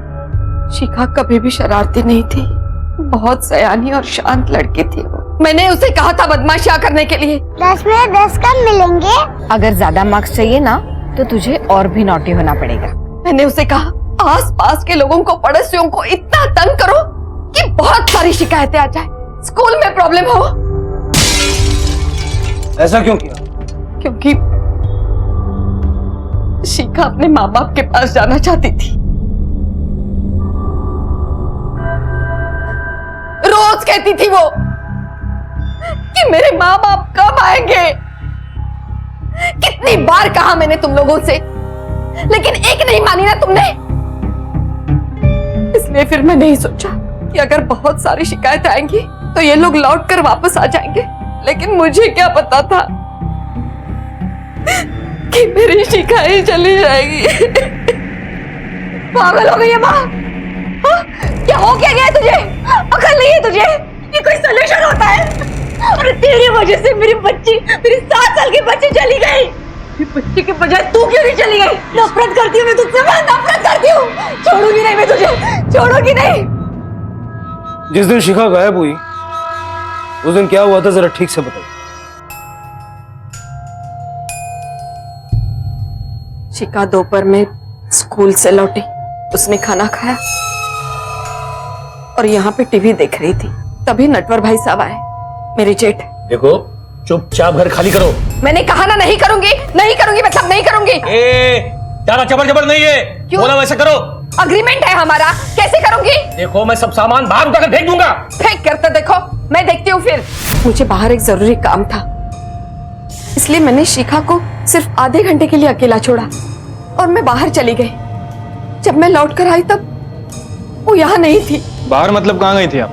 वो यहाँ मेरी सहेली रहती है, मिसेस शुक्ला, उसकी बहू आई है कनाडा से, बस उसे मिलने के लिए गई थी मैं। सर ये गरिमा अजीब औरत है, इसी की वजह से शिखा अचानक इतनी शरारती हो गई और उसे घर छोड़ के जाना पड़ा। नीरज, चाहे शिखा अपनी मर्जी से घर से गई हो या कोई उसे लेके गया, जिस तरह से उसका मर्डर हुआ है, निजी दुश्मनी के एंगल को रूल आउट नहीं किया जा सकता। ये गरिमा का जेट नेटवर्क काफी दिनों से उन्हें बाहर निकलवाना चाहता। हो सकता है कि उसने गुस्से में आके शिखा को मार दिया हो सकता है सर, क्योंकि शिखा के बिना उन दोनों का यहाँ रहने का कोई तुक नहीं बनता। क्षितिजा की नौकरी भी मेरठ में है और ऋषभ भी वहीं कहीं आसपास नौकरी ढूंढ रहा है। गरिमा ने कहा था कि वो आधा घंटा अपने दोस्त के घर गई। यहाँ मेरी सहेली रहती है मिसेस शुक्ला, उसकी बहू आई है कनाडा से, बस उसे मिलने के लिए गई थी मैं। जरा वेरीफाई करो और इस नेटवर्क का बैकग्राउंड भी चेक करो, देखना पड़ेगा उसका मोटिव कितना सॉलिड। Okay sir. देखिए डिप्रेशन हावी हो रहा है उनपे, मैंने दवाइयां लिख दी है, आप देख ले कि वो टाइम पे टाइम लेते रहे। आप उनसे बात कीजिए, किसी भी तरह उनको बिजी रखिए, उनके मन को प्रसन्न कीजिए, ठीक है? Thank you doctor.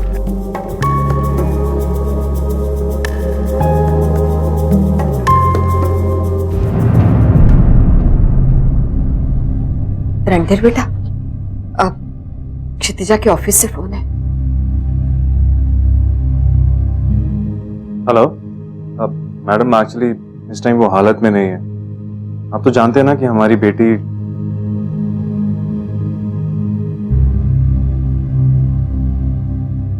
क्या हुआ? क्षितिजा को जॉब से निकाल दिया। सर मैंने नेटवर्क का बैकग्राउंड चेक किया है। सर इसके पास शिखा को मारने का सबसे स्ट्रांग मोटिव हो सकता है, क्योंकि गरिमा और उसका परिवार पिछले 20 सालों से पगड़ी सिस्टम पर इसके घर पर रह रहा है। सर वो जहां हर महीने के लाखों रुपए कमा सकता है, उसे केवल 500 से 600 रुपए मिल रहे हैं, और सर इसी वजह से वो काफी गरीबी में है। रणधीर और क्षितिजा के मेरठ जाते ही इसे लगा होगा कि बड़ी आसानी से घर खाली करवा लेगा, लेकिन ऐसा हुआ नहीं। शिखा के स्कूल के चलते शिखा और गरिमा यही रह गए। अगर शिखा ना होती तो आपको घर अपना वापस मिल गया होता। हाँ लेकिन मैंने कुछ नहीं किया शिखा को, बच्ची है वो, मेरी भी तो नवासी हुई ना, और फिर सबसे ज्यादा नुकसान तो मेरा हुआ है साहब। नटवर साहब ड्रामा बंद करो, ठीक से बताओ क्या हुआ था उस दिन। उस दिन मैं गरिमा से मिलने गया था, बात करने गया था, अचानक वो मुझ पर बरस पड़ी, चीखने चिल्लाने लगी, तो मैं वहां से निकल गया। तमाशा करने थोड़ी गया था साहब, बात करने गया था। बात करने गया था, लेकिन तुम्हारे फोन ट्रायंगुलेशन रिकॉर्ड के हिसाब से तुम 2 घंटे तक उस एरिया में भटक रहे थे। कर क्या रहे थे वहां पे? मौके का इंतजार, कब गरिमा का ध्यान हटे और कब ये शिखा को दबोच ले। नहीं साहब ऐसी बात नहीं है, मैं उसी मोहल्ले में बड़ा हुआ हूँ, मेरे सारे दोस्त वही रहते हैं, चाहे तो आप तसल्ली कर लो साहब। उस दिन में मैं वही था, 1-2 दोस्तों से बात की, बस फिर घर चला गया। ठीक है सर, जिस दिन शिखा का मर्डर हुआ ट्रायंगुलेशन रिकॉर्ड के हिसाब से वहां नहीं था नीरज, लेकिन जिस दिन शिखा लापता हुई ये वहीं था। इसका मतलब है कि इसने शिखा को एब्डक्ट किया और फिर मर्डर किसी और से कर। हो सकता है सर। सर मैं आसपास पूछताछ करता हूँ कि सच बोल रहा है फिर झूठ। जरा इस पे नजर भी रखो। Okay sir. यार कोई भी जॉब चलेगी, मैं करने को तैयार हूँ। हाँ यार प्लीज तो सिचुएशन समझ यार, हालत बहुत खराब है, घर में बिल्कुल पैसा नहीं है। थैंक यू यार, थैंक यू।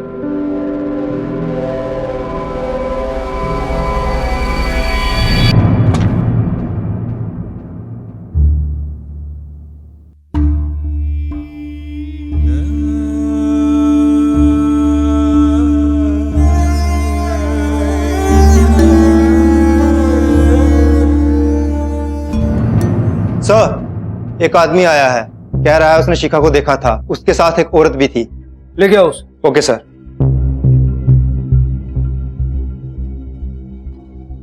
ओए सर कुछ पूछ रहे हैं, बता। वो लड़की ना, मतलब ये लड़की थी, इसी को देखा सर मैंने। इसके साथ जो औरत थी वो कैसे दिखती? ऐसे याद नहीं आएगा सर, पर हाँ एक बार देखूंगा ना तो पहचान लूंगा। नीरज इधर आ। इनमें से कोई है?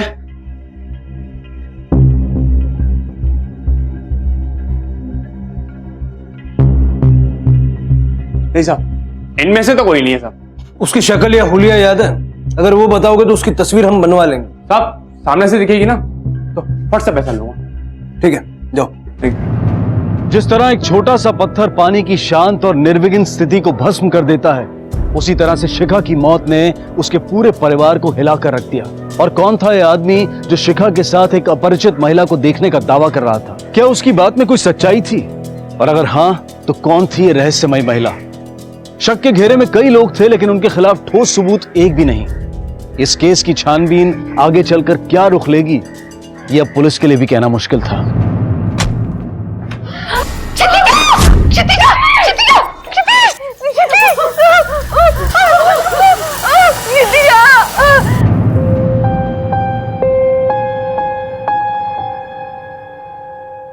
वो बहुत डिप्रेशन में थी सर, उसका इलाज भी चल रहा था। इसी डिप्रेशन की वजह से उसकी जॉब भी चली। जो भी है, इम्प्रूवमेंट तो हुई थी जब से मैंने वहां आकर मिलना शुरू किया तब से। तुम कह रहे हो कि डिप्रेशन में थी, तुम कह रही हो इम्प्रूवमेंट थी।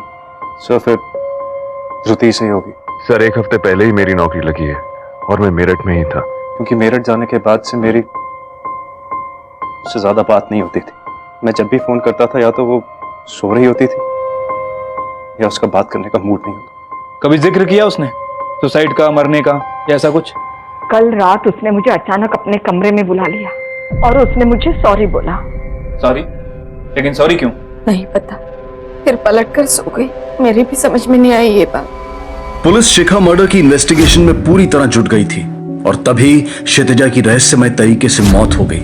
ये केस जो एक बच्ची की गुमशुदगी से शुरू हुआ था, अब एक मर्डर या शायद सुसाइड केस में बदल चुका था। आखिर किसने मासूम शिखा को मारा था और क्या क्षितिजा की सुसाइड के पीछे कोई साजिश थी? सर पोस्टमार्टम रिपोर्ट के हिसाब से क्षितिजा के गले पर और हाथों पर रस्सी के निशान और बॉडी पर भी बहुत सारे स्ट्रगल के निशान है। लेकिन जो निशान उसके हाथों पर है उसे देखकर ऐसा लग रहा है कि वो सेल्फ डिफेंस में है। कोई उसका गला घोट रहा था और बचने की कोशिश कर रही थी। किसके पास हो सकता है क्षितिजा को मारने का स्ट्रॉन्ग मोटिव? क्षितिजा के रिसेंट फोन रिकॉर्ड्स हैं? नहीं सर, दिल्ली आने के 2 दिन बाद तक के मंगवाए थे। उसके मरने तक के सारे फोन रिकॉर्ड्स मंगवा लो और मेरठ जाके पर्सनली पूछताछ। Okay sir. सर आपको किसी पर शक है? अभी तक तो नहीं, लेकिन मुझे एक बात खटक रही है। रणधीर, गरिमा और ध्रुति तीनों ने एक झटके में मान लिया कि क्षितिजा ने सुसाइड किया है। कुछ तो है जो ये लोग छुपा रहे हैं। Yes sir. सर ध्रुति ये अचानक क्षितिजा से मिलने लगी और सर रणधीर इसकी जॉब भी लग गई, वो भी मेरठ में। और ये सब क्षितिजा की मौत के जस्ट पहले हुआ। इन सबके कॉल रिकॉर्ड्स और ट्रायंगुलेशन निकलवाओ और ये रणधीर और क्षितिजा के मेरठ वाले घर का सर्च वारंट लेके जाओ। Okay sir.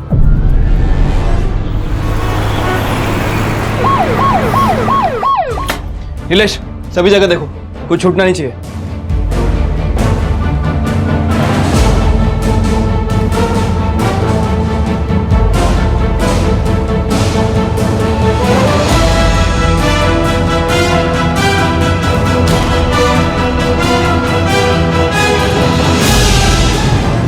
रणधीर अग्रवाल, जानते हो ये क्या है?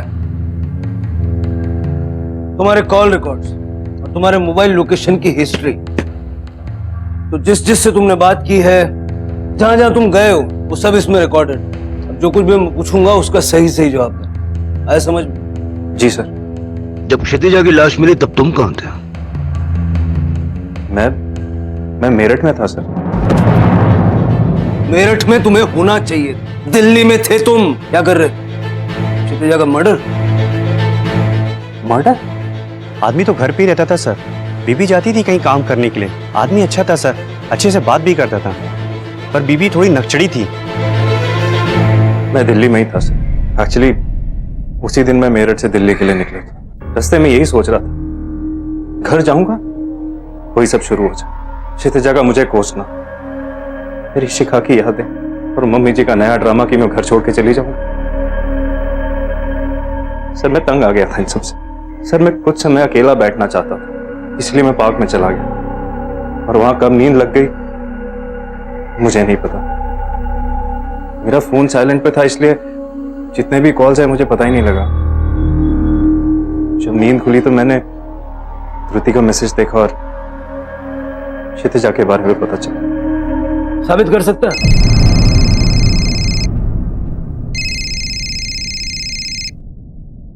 हाँ नीरज, देख तेरे डाइवोर्स पेपर, इसमें तेरे सिग्नेचर हैं लेकिन क्षितिजा के नहीं। क्यों? क्या चल क्या रहा? तुझे डिवोर्स चाहिए था, क्षितिजा को नहीं चाहिए था। पहले बेटी को मार दिया और फिर बीवी को। अफेयर चल रहा था? नहीं सर, मेरा कोई अफेयर वगैरह नहीं चल रहा। हाँ ये सच है, मुझे डिवोर्स चाहिए था।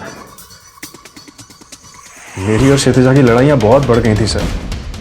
उसे इस बात का घमंड हो गया था कि पैसे वही कमा रही है, घर वही चला रही है। तुम बस चाय पीते रहो यहाँ, बाकी सब काम मैं करती हूँ। ऑफिस में मैं जाती हूँ, घर का काम मैं करती हूँ, तुम यहाँ बैठे रहो बस। अरे कुछ बोलोगे भी? क्या हुआ नौकरी का? यार ट्राइंग। मैं कौन सा खाली बैठा हूँ यहाँ पे, मैं भी कोशिश कर रहा हूँ ना। देखो तुम एक बात समझो, मुझे मेरी बच्ची चाहिए मेरे साथ। मैं यहाँ ऐसे अकेली नहीं रह सकती मेरे बच्चे के बिना। मैं तंग आ गया था सर, लेकिन मैंने आपको पहले ये बात इसलिए नहीं बताई, मुझे लगा आप मुझ पर शक करेंगे। लेकिन सर मैं सच बोल रहा हूँ, मैंने मर्डर नहीं किया है। तेरे और तेरी सास के बीच में काफी बातें होती थी, दिन में 15 से 18 बार, क्षितिजा के मरने से पहले भी, क्षितिजा के मरने के बाद भी। सर मैंने बताया ना आपको, उनकी बातें रुकती ही नहीं थी। कभी क्षितिजा का हाल बताने के लिए मुझे फोन करती रहती थी, कभी मुझसे मेरा हाल पूछने के लिए फोन करती रहती थी। वो तो ये चाहती थी कि मैं उनको अपने साथ मेरठ लेके चला जाऊं, लेकिन उनकी रोज की झिकझिक मैं नहीं झेल सकता था सर। सर रिकॉर्ड के हिसाब से उसकी लोकेशन पार की है, लेकिन सर ऐसा भी तो हो सकता है कि चालाकी कर रहा हो। शायद किसी और के हाथों फोन पार्क में भिजवाया हो, या फिर किसी और के हाथों क्षितिजा का मर्डर करवाया हो। सर मोटिव तो है इसके पास। लेकिन उसके कॉल रिकॉर्ड में भी तो कोई अजीब चीज नहीं मिल रही है ना। ना ही ऐसा कोई कांटेक्ट जिस पे शक किया जा सके, ना ही ऐसा कोई जिसका कोई पुराना पुलिस का रिकॉर्ड। सर, क्षितिजा अग्रवाल के लेटेस्ट कॉल रिकॉर्ड्स हमने हर नंबर वेरीफाई किया सर। एक ही राय ओल्ड एज होम, क्षितिजा इस ओल्ड एज होम के साथ कांटेक्ट में थी। गरिमा की? नीरज, मुझे शक है कि कहीं गरिमा नहीं तो क्षितिजा को नहीं मारा, क्योंकि क्षितिजा के लिए इतना सब कुछ करने के बाद जब वो उसे ओल्ड एज होम भेज रही थी तो ये जानकर गरिमा को गुस्सा जरूर आया। जब क्षितिजा का मर्डर हुआ तो गरिमा कहाँ? सर धृति के बयान के मुताबिक गरिमा मंदिर में थी और धृति ने ही गरिमा को मंदिर से पिक किया था। सर कहीं ऐसा तो नहीं कि रणधीर और गरिमा आपस में मिले हों और इन दोनों ने ही मिलकर क्षितिजा को मारा? गरिमा को लेकर? Okay sir. आप सोच भी कैसे सकते हैं कि मैं मेरी बेटी को इस तरह, वो भी इस उम्र में? हो सकता है आपकी किसी ने मदद की हो। रणधीर आपका दामाद, काफी बातें होती थी आपकी उसके साथ, नहीं? साहब, रणधीर पर शक करना तो और भी गलत है। वो था इसलिए उसने साथ दिया, कोई और होता ना तो क्षितिजा को कब का छोड़ चुका होता। क्षितिजा को बहुत घमंड था अपनी नौकरी का। माना कि रणधीर के पास नौकरी नहीं थी, लेकिन बहुत अच्छा इंसान है वो, किसी को जानबूझकर नुकसान नहीं कर सकता। रही बात मेरी, मैं वैसे ही शिखा की मौत की जिम्मेदार मानती हूँ अपने आप को, और मैं क्यों मारूंगी अपनी बेटी को? क्योंकि उसके लिए इतना सब कुछ करने के बावजूद वो आपको ओल्ड एज होम भेजना चाहती थी। Old age home? हाँ, हमें वहां से एक स्लिप मिली है जिस पर आपके दस्तखत थे।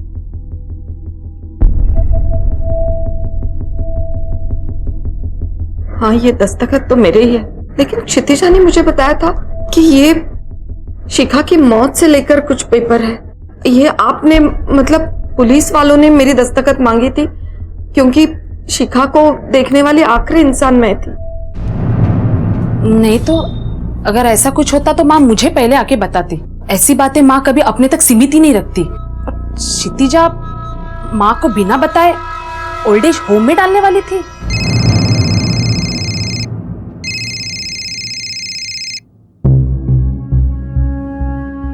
ठीक है, उससे बोलो नजर रखें, हम लोग आ रहे हैं। ओके।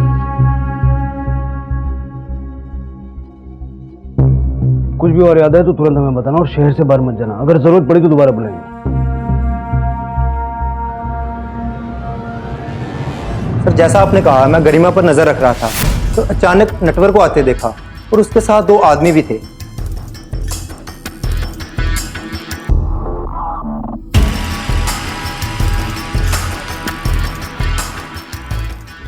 कमाल है, पहले तो गरिमा नटवर को अपने घर के आसपास भी फटकने नहीं देती। अब अचानक चाहता है कि हम इस घर से चले जाएं, और चाहकर भी जबरदस्ती नहीं कर सकता, क्योंकि हमारे पास कॉन्ट्रैक्ट है इस घर का। अचानक क्या? सर कहीं ऐसा तो नहीं कि गरिमा को डराने के लिए नटवर ने ही क्षितिजा और शिखा का खून किया। और सर ऐसा हो सकता है कि बिल्डर ने ये सब करने में उसकी मदद की हो। कल गरिमा के घर के बाहर किस बात के पैसे मिले थे तुझे? अब वो गरिमा के नहीं, मेरे घर के बाहर। वो मेरा घर है साहब, और वो मैं बेच रहा हूँ बिल्डर को। अब मेरा घर है तो मैं कुछ भी कर सकता हूँ ना। मैंने गरिमा को भी मना लिया है। अच्छा, कैसे मना लिया? क्योंकि इतनी आसानी से तो वो जाएगी नहीं, और जबरदस्ती तू उसे निकाल नहीं सकता। डरा धमका के मनाया। ये हाथों पे निशान कैसे? वो साहब सामान उठा रहा था ना, उसके निशान आ गए। नीरज सर, इस निशान की जांच करवाओ अभी के अभी। चलिए चलिए। सर, फॉरेंसिक टीम का फोन आया था। नटवर के हाथ में जो रस्सी का निशान है वो ठीक वैसे ही रस्सी का निशान है जिससे क्षितिजा का गला घोटा गया था। नटवर को लॉकअप में ले आओ। साहब मारो मत, बताता हूँ। मैंने ही मारा है उसे। क्षितिजा का खून मैंने किया है। ये सब उसी के निशान है। लेकिन साहब मैंने किसी और के कहने पे किया है। किसके कहने पे? जो कुछ भी हुआ उसे भूल जाइए भाई साहब। क्षितिजा को मारने में मेरी मदद कीजिए। अपनी ही बेटी को मरवाना चाहती हो? पर क्यों? क्योंकि उसने मेरी शिखा को मारा है। बदला लेना चाहती हूँ मैं। बस एक बार काम हो जाए, फिर घर आपका। कुछ भी करिए घर के साथ, मैं नहीं रुकूंगी। झूठ बोल रहा है वो। ऐसा कुछ हुआ ही नहीं है। वो हमें फंसाने के लिए ऐसे बोल रहा है। मैं बताती हूँ आपको सच क्या हुआ है। एक एक कर तेरे पूरे परिवार को खत्म कर दूंगा मैं। चुपचाप घर खाली कर और निकल ले। तेरी नातिन को तो पहले ही मार चुका हूं मैं। अब तेरी बेटी को मारूंगा, और उसके बाद तुझे।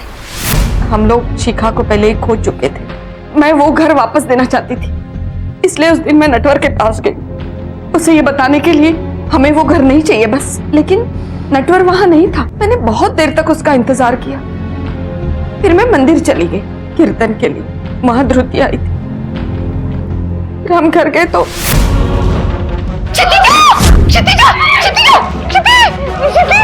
क्षितिजा को पंख। ठीक है, आप जा सकती हैं।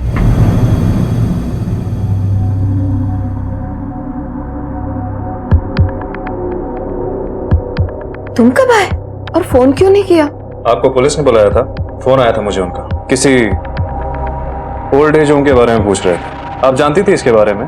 क्या इसी गुस्से की वजह से आपने क्षितिजा को मरवाया? ये बस पास में है, आगे सर। तुम भी मुझ पर शक कर रहे हो? एक तुम ही तो हो जिसके सहारे मैं जी रही हूँ। पहले शिखा चली गई, उसके बाद क्षितिजा चली गई। बड़ी से तो कोई उम्मीद ही नहीं है। उसने फिर से मुझसे बात करना बंद कर दिया। तुम मेरे दामाद नहीं, मेरे बेटे हो। अगर तुम भी मुझे ठुकराओगे तो मैं कहाँ जाऊंगी? सॉरी मम्मी, मुझसे गलती हो गई। आइंदा से मैं ऐसी बात अपने दिमाग में भी नहीं आने दूंगा।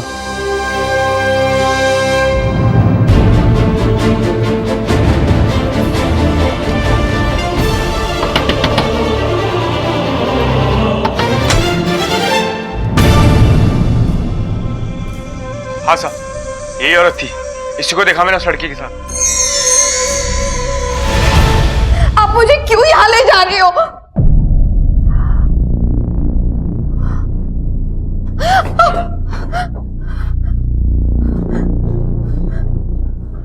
पहचानती हो ना इसे? अब झूठ बोलने से कोई फायदा नहीं है। सच सच बताओ, चक्कर क्या है?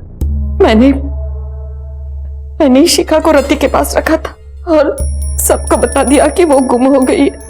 रति के बाद शिखा को छोड़ के जाने के बाद तुम शिखा से दोबारा कभी नहीं मिली? नहीं सर। अजीब बात है, जब तुम शिखा से मिली ही नहीं तो फिर उसका इनहेलर कैसे आया तुम्हारे पास? वो मैं कभी कभी रखती थी मेरे बैग में। हाँ। अच्छा, तुम्हारे रुमाल पर लगा शिखा का खून, उसकी लार, वो सब कहां से आया? नानी, हम यहाँ से क्यों जा रहे हैं? बेटा ये शॉर्टकट है, यहाँ से हम जल्दी घर पहुंचेंगे, समझी? अच्छा तुझे याद है ना मैंने क्या सिखाया?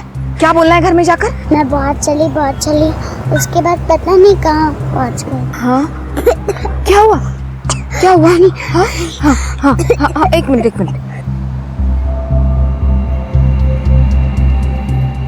अभी मुझे एक बात सूझी, शिखा से छुटकारा पाने का यही एक अच्छा मौका है।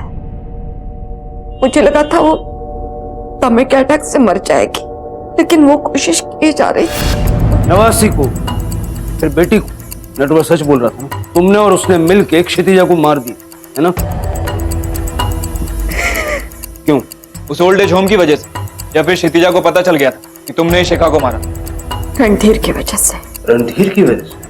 वो फिक्र करता था मेरी, इज्जत करता था मेरी। वो एक ही तो था जिसका ख्याल रखती थी मैं। अच्छा लगता था मुझे।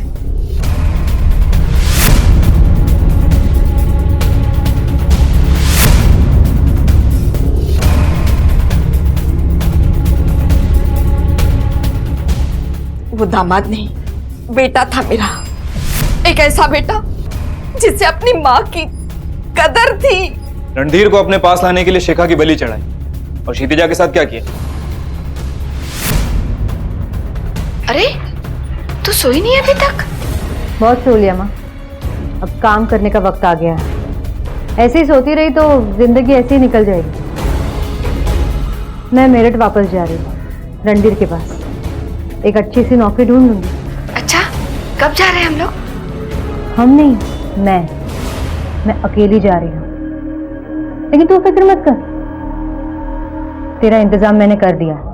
एक अच्छी जगह है, बहुत लोग होंगे वहां, तू अकेली नहीं पड़ेगी। मुझे वृद्धाश्रम से कोई दिक्कत नहीं थी, दिक्कत थी बस रणधीर से दूर जाने में। तभी मुझे विश्वास हो गया, क्षितिजा मुझे रणधीर से अलग करना चाहती है। मैंने सोच लिया था, रणधीर के लिए क्षितिजा को रास्ते से हटाना होगा। जाते जाते तुम्हारी एक और गलतफहमी में क्लियर कर देता। रणधीर तुमसे वाकई में छुटकारा चाहता था, और ये बात उसने खुद हमें बताई। झूठ बोल रहे हैं आप क्षितिजा की तरह। रणधीर इज्जत करता है मेरी, उसे मेरी जरूरत है। मेरी तरह उसका ख्याल कोई नहीं रख सकता। ठीक है, मत। लेकिन सच तो यह है कि तुझ पे अपने दामाद की खातिरदारी का पागलपन सवार, और इसी पागलपन के चलते तुमने अपनी नवासी और अपनी बेटी को मार दिया। तुम कुछ भी हो सकती हो, लेकिन मां ने। देखा जाए तो अमृत भी अत्यधिक मात्रा में जहर बन जाता है। गरिमा का इरादा गलत नहीं था, वो सिर्फ रणधीर को स्नेह देना चाहती थी, उसका ख्याल रखना चाहती थी। पर उसकी ये इच्छा एक दिन उसका जुनून बन गई, और इसी जुनून की वजह से पहले उसने अपनी नवासी को गायब करवाया, और फिर उसके बाद उसकी निर्मम हत्या कर दी, और आगे इसी पागलपन की बदौलत गरिमा ने अपनी ही बेटी की बलि चढ़ा दी। रणधीर को यकीन ही नहीं हुआ कि उसकी सास ने ही उसकी बेटी और बीवी का खून किया है।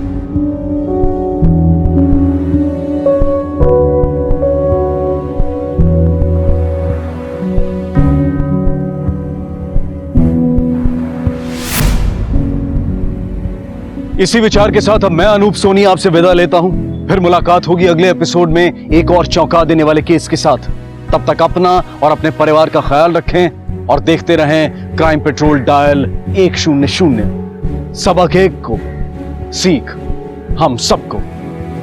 जय हिंद। इस तरह के और भी एपिसोड देखने के लिए हमारे चैनल को सब्सक्राइब करें और बेल आइकन दबाना ना भूलें।